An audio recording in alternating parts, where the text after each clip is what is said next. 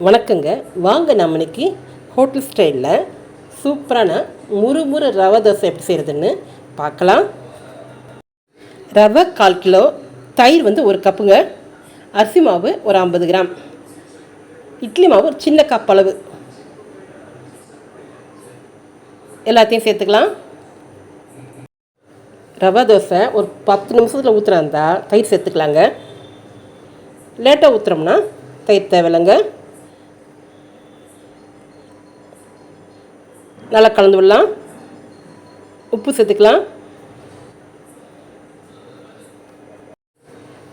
மாவு கலக்கிறதுக்கு தேவைன்னா தண்ணி சேர்த்துக்கலாங்க. இந்த பாத்திரம் பத்தாது, பெரிய பாத்திரத்தில் மாற்றிக்கலாங்க.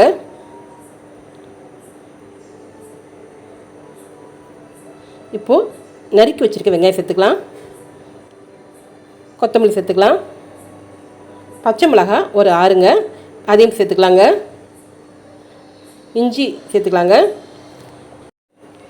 நான் எல்லாத்தையுமே ரொம்ப சின்னதாக நறுக்கி வச்சுருக்கேங்க. இப்போ எல்லாத்தையும் சேர்த்துக்கலாம். பச்சை மிளகா காரத்துக்கு ஏற்ற மாதிரி சேர்த்துக்குங்க. கருவேப்பிலை சேர்த்துக்கலாங்க. இப்போது மிளகு சீரகம் பொடிச்சு வச்சுருக்கேங்க, இப்போ சேர்த்துக்கலாம். ஹோட்டலில் வந்து மிளகு அப்படியே போடுவாங்க, நம்ம குழந்தைகள் வந்து அப்படியே பொறுக்கி வச்சுருவாங்க. இந்த மாவு ஊறட்டும். இப்போது சட்னிக்கு ரெடி பண்ணிடலாங்க. 3 வெங்காயம் நறுக்கி வச்சுருக்கேங்க, இப்போ சேர்த்துக்கிறேன். மிளகா வத்தல் வந்து ஒரு 7ங்க.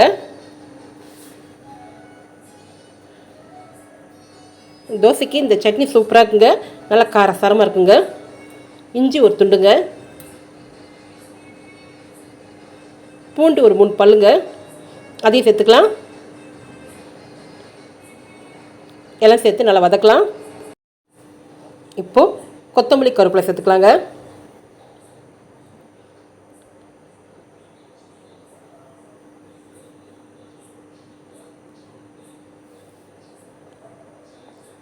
இதையும் சேர்த்து நல்லா வதக்கலாம்.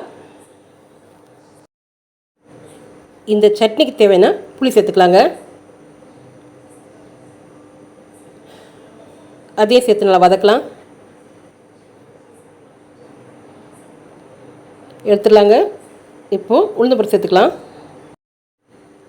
உளுந்து வந்து கருகக்கூடாதுங்க, பொன்னிறமாக வறுக்கணுங்க.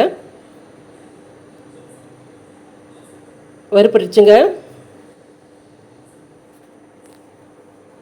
இப்போ தேங்காய் சேர்த்துக்கலாம்.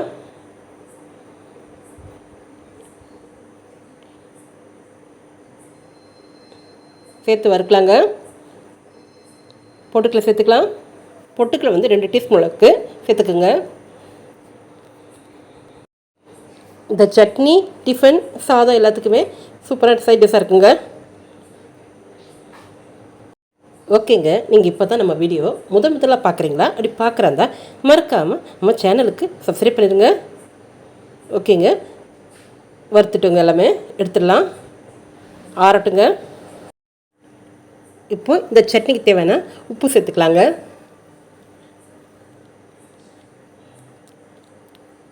இது ஆறின பிறகு அரைக்கலாங்க. வேர்க்கடலை சட்னி பண்ணுறதுக்காக வறுத்து வச்சுருக்கேங்க, அதுவும் ஆறட்டும்.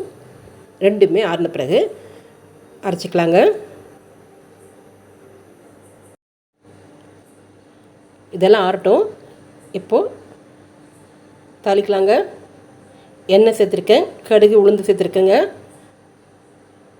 காஞ்ச மிளகாய் சேர்த்துக்கலாம்.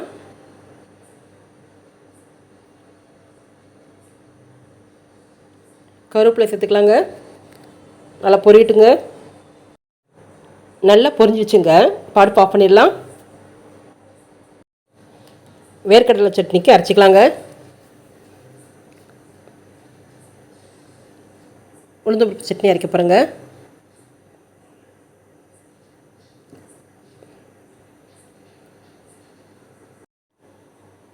ரெண்டு சட்னி அரைச்சிட்டேங்க. இப்போ தோசை ஊற்றிக்கலாம். தோசைக்கல்லில் மாவு பரவலாக ஊற்றுங்க. நல்லா வெந்துருச்சுங்க. நல்லா முறுன்னு முருகலாக இருக்குங்க. திருப்பிடலாம். சூப்பராக இருக்குங்க.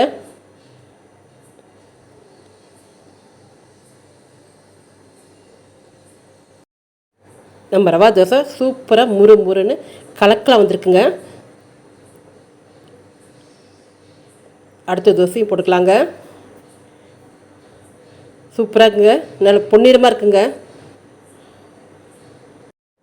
நம்ம ரவா தோசை சூப்பராக முறுமுறுன்னு நல்ல வாசனையாக கமன்னு இருக்குங்க. நல்ல டேஸ்டியான ரவா தோசையை நீங்கள் செஞ்சு பாருங்கள். சூப்பரான முறுமுறு ரவா தோசையை 2 வகை சட்னியோடு சாப்பிட போகிறோங்க. நீங்களும் இதேமாதிரி செஞ்சு பாருங்கள். செஞ்சு பார்த்துட்டு எப்படி இருக்குது சொல்லுங்கள். மறக்காமல் சப்ஸ்கிரைப் பண்ணிடுங்க. கீழே இருக்க பெல் பட்டன் முக்க அப்போ தான் நாங்கள் போகிற வீடியோ தொடர்ந்து உங்களுக்கு வரும். நன்றி.